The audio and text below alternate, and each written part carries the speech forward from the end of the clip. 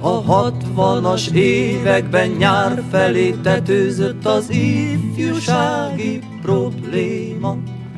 Emlékszem, nap mint nap hajóval átmentünk Almádiból Siófokra.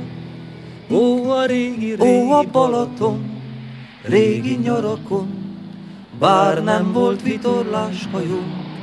Ó, a régi, ó, a teraszon, ültünk nyarakon, úgy néztünk végig a tavon.